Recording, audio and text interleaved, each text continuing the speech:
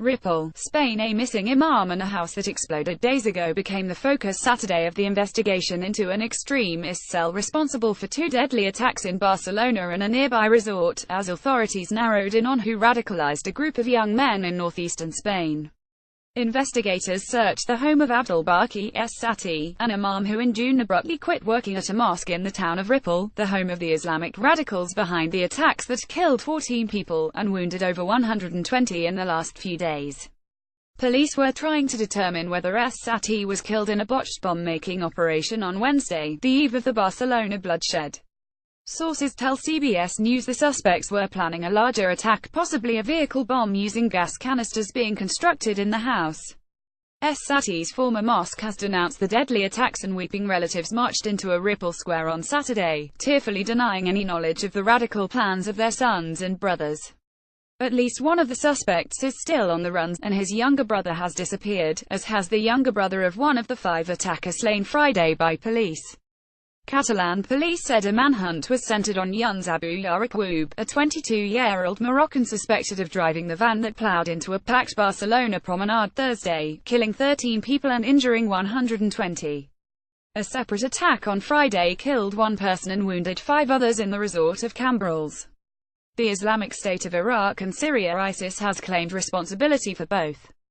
Everyone so far known in the cell grew up in Ripoll, a town in the Catalan foothills near the French border, 100 kilometers, about 62 miles, north of Barcelona.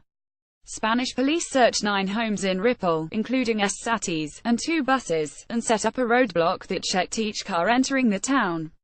Across the Pyrenees, French police carried out extra border checks on people coming in from Spain.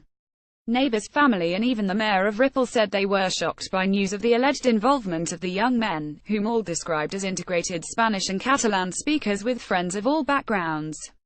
Halima Hichami, the weeping mother of Mohammed Hichami, one of the attackers named by police, said he told her he was leaving on vacation and would return August 25.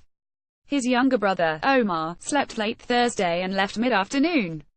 Mohammed Hichami is believed among the 5 attackers shot to death by police in Cambrils.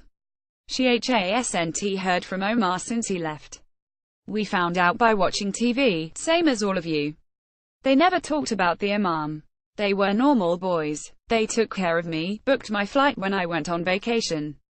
They all had jobs. They didn't steal. Never had a problem with me or anybody else. I can't understand it," she said. Even with Abou Yaraqoub at large, Spanish Interior Minister Juan Ignacio Zoido declared the cell broken Saturday. In addition to the 5 killed by police, 4 were in custody and 1 or 2 were killed in a house explosion Wednesday.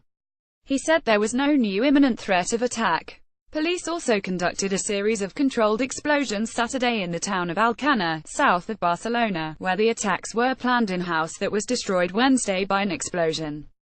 Authorities had initially thought it was a gas accident, but took another look after the attacks. Initially, only 1 person was believed killed in the Wednesday blast.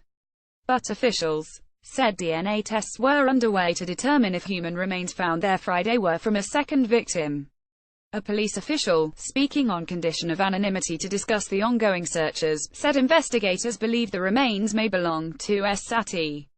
The official said investigators also discovered ingredients of the explosive TATP, used by the Islamic State group in attacks in Paris and Brussels, as well as multiple butane tanks that the group may have wanted to combine with the homemade explosive and load into their vehicles.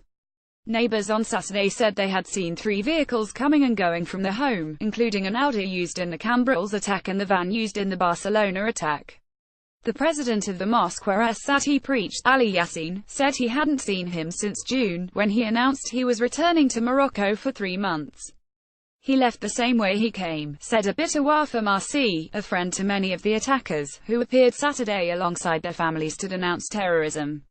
Members of Ripoll's Muslim community denounced the vehicle attacks and offered their sympathy to the families of the victims. Authorities said the 2 attacks were the work of a large terrorist cell that had been plotting for a long time from the house in Alcana, 200 kilometers, nearly 125 miles, down the coast from Barcelona.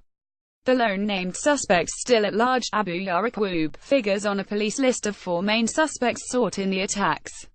Also on the list is 17-year-old Musa Kabir, whose brother Driss reported to police that his documents stolen. Rapal's mayor confirmed that those documents were found in a vehicle used in the attacks. Musa was one of the 5 radicals killed, and Driss is in custody, police said.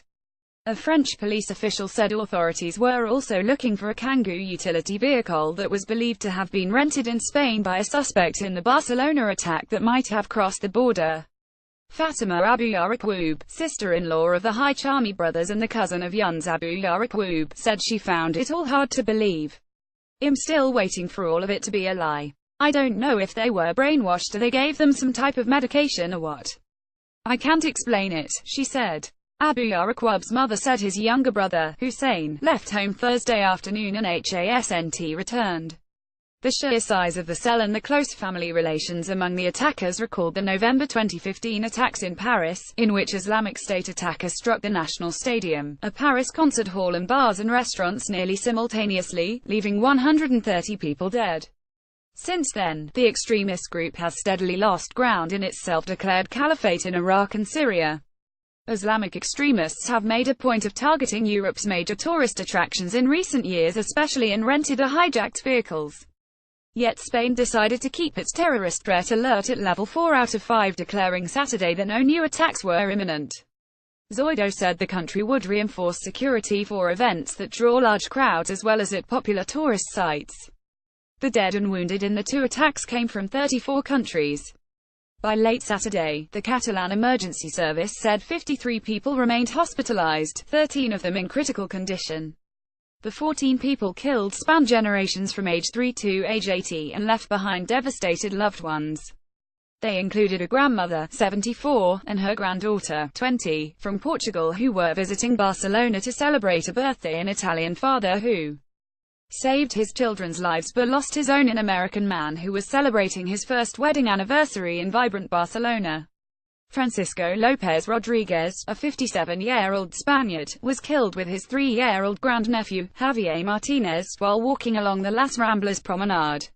His widow Rosa is recovering from her wounds in a hospital.